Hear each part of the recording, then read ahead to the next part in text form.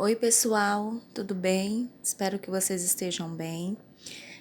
Como eu prometi hoje, gravar nossa aula, tá? Não poderei entrar no Zoom, então tô devendo aí uma aula para vocês. Estou enviando agora, tá? Dando continuidade ao conteúdo, à unidade sobre ângulos. Então, vamos lá, tá? Vou estar enviando aí a primeira aula e a segunda, que é referente à aula de sexta-feira, que eu não poderei entrar pelo Zoom, tá bom? Então, vamos começar aqui com o estudo de ângulos. Vamos aqui. Gente, eu peço desculpa se não ficar muito bacana, mas eu estou fazendo o possível porque o meu ajudante não está aqui hoje. Ai, deixa eu ver se assim fica melhor. Fica não, né, gente? Fica mais distante, né? Assim, aquele jeito lá que eu tinha posicionado tinha ficado melhor, né? Tá muito ruim. Ai, gente, daquele jeito lá tinha ficado melhor. Não sei porque que eu fui mexer. Vamos lá. Vou começar aqui com o primeiro exemplo, tá? Conteúdo é ângulos. Vamos para o exemplo de número 1. Qual o valor de x, sabendo que o ângulo AOB é reto e mede 3x menos 15? Ok aí? Gente, eu não sei se vai dar para vocês verem bem, mas acho que dá. Eu acho que dá para vocês verem bem. Então, vamos lá.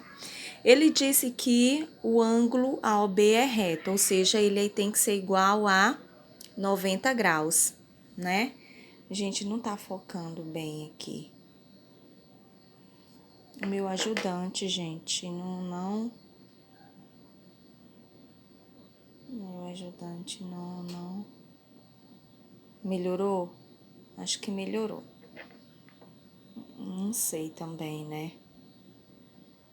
Então, vamos lá. Então, olha, qual o valor de x, sabendo que o ângulo AOB é reto e mede 3x menos 15 graus? Vamos lá, então. Bora lá organizar aqui. Se ele é reto, então ele mede 90 graus, né? Então, o ângulo vai ser 3x menos 15 graus igual a 90, né? Tia, por que é igual a 90? Porque ele disse que o ângulo era reto, tá? Então, ele mede 90 graus. Então, eu venho lá resolver como se fosse uma equação polinomial do primeiro grau. Isola a variável, jogo quem não tem variável para depois da igualdade. Então, eu vou ter 90 graus, tá? Menos, vem mais 15 graus. Ok aí? Então, 3x é igual a 90 graus mais 15 graus, que é igual a 105 graus. Confere? Então, x é igual a 105 graus. O 3 que estava multiplicando passa dividindo. Então, x é igual a 35 graus. Ok? Muito bem, vamos para o exemplo de número 2. Descubra o valor de x, sabendo que o ângulo MNP é reto e mede 4x menos 10. Então, é o mesmo processo da outra, tá? Então, eu venho aqui, ó, 4x menos 10 graus é igual a 90, porque ele disse que se tratava de um ângulo reto, tá? Então, x para um lado, quem não tem x para o outro. Então, eu tenho 90 graus, tá? Menos, vem mais 10. Olha o barulho da chuva. 4x é igual 90 mais 10, 100, ok? Então, eu vou ter 100 dividido por 4. Então, x é igual a 100 graus dividido por 4. Então, meu x é igual a 25 graus. Pronto. Ok aí? Certo? Então, coloquei aqui, gente, uma observação para vocês. Vou mexer aqui na câmera, tá? Olha, tipos de ângulo, tá? Posicionar ele aqui, que acho que ficou melhor. Então, vamos para os tipos de ângulo, gente, olha. Primeiro, ângulo reto, ângulo que mede 90 graus. O ângulo agudo, na verdade, nós já vimos isso aqui, né, hoje. E aí, eu estou só recapitulando, tá? Quando eu tenho um ângulo reto, quando eu tenho um ângulo de 90 graus. Tia, quando eu tenho um ângulo agudo, quando eu tenho um ângulo menor que 90 graus. Quando eu tenho um ângulo obtuso, quando eu tenho um ângulo maior que 90 e menor que 180.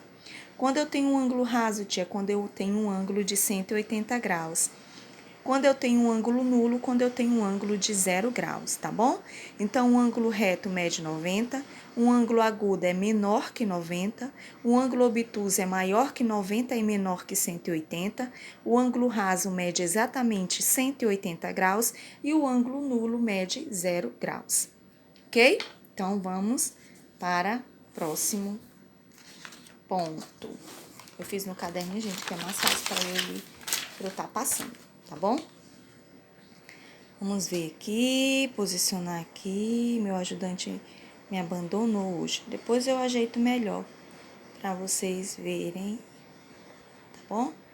Deixa eu posicionar aqui. Aí, acho que ficou melhor, né? Não, gente, eu mexo, mas não tá muito bom, não. Ai, meu povo. Melhorou aqui. Vamos lá. Unidade 5, vamos começar a próxima unidade, página 6. O estudo dos triângulos, tá? Então, vamos lá. Estudo dos triângulos, olha o barulho da chuva. Unidade 5, página 6, triângulos. Elementos de um triângulo. Então, nós vamos perceber aqui, gente, que o triângulo ele tem elementos aqui um pouquinho especiais, tá? Então, quem são os elementos do triângulo? Os vértices, os lados e os ângulos, tá bom? Então, tia, vou até pegar aqui um pincel com a caneta azul. O ideal era vermelho, né, gente? Mas eu não tenho nenhuma caneta vermelha. Então, olha, quem são os vértices aqui do meu triângulo? O ponto A, B e C, que eu já coloquei aqui, ó, tá? Então, o ponto A, olha, o vértice é o ponto A, o ponto B e o ponto C. Esses são os meus vértices, tá? A junção dos meus lados. Quem são os lados, tia? São os segmentos que vão de um vértice a outro. Então, eu tenho o primeiro lado que vai de A a B, eu tenho o segundo lado que vai de B a C e tenho o terceiro lado que vai de C a A, tá bom? Então, os lados são segmentos ou de um vértice, a distância de um vértice para o outro. E o último elemento que compõe aí o nosso triângulo são os ângulos internos, que são essas aberturas aqui que eu já falei anteriormente para vocês, que ângulos é a abertura existente entre dois vértices ou segmentos de reta, ou semirretas, tá? Então, o triângulo é composto por vértices, que é a junção dos lados, ele é composto por lado, que é a distância de um vértice para o outro, e é composto por ângulos internos, que é a abertura de segmentos ou semirretas. Tá ok?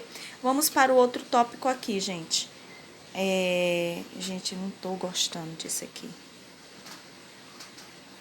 Juro pra vocês. Pronto. Vamos aqui. Dando sequência, tá? Peguei um triângulo aqui qualquer. Dividi ele aqui, olha. Tem 3 vértices, 3 lados e 3 ângulos internos. O que é que eu fiz, gente? Eu prolonguei os meus lados, tá vendo? Olha, eu prolonguei em A, prolonguei em B e prolonguei em C, tá? Quando eu prolongo esses lados, eu passo a ter ângulos externos. Então, eu coloquei observação aqui, ó. Prolongamento dos lados, no prolongamento dos lados, nós obtemos os ângulos externos. Então, é esses ângulozinhos aqui, ó, que estão fora do meu triângulo, tá? São aberturas que se formam com o prolongamento dos lados. Por isso que eu coloquei assim pontilhadinho, para vocês verem que são prolongamentos. Quando eu estendo, quando eu cresço mais os meus lados, e aí eles passam a ter ângulos também, tá? Que nós chamamos de ângulos externos. Então, aqui, olha, eu tenho um ângulo A maiúsculo. Vou pegar aqui com essa aqui que é melhor. Olha, eu tenho um ângulo A, eu tenho um ângulo B e eu tenho um ângulo C. Percebe que os ângulos internos eu represento por letras maiúsculas. Os prolongamentos dos lados que me deram ângulos externos, olha, ângulo A, ângulo B e ângulo C, eu represento por letras minúsculas, ok? Então, vamos lá, vamos seguir aqui. Espero que vocês tenham entendido aí, tá, gente? Olha aqui, classificando triângulos. Vou puxar mais aqui, tá?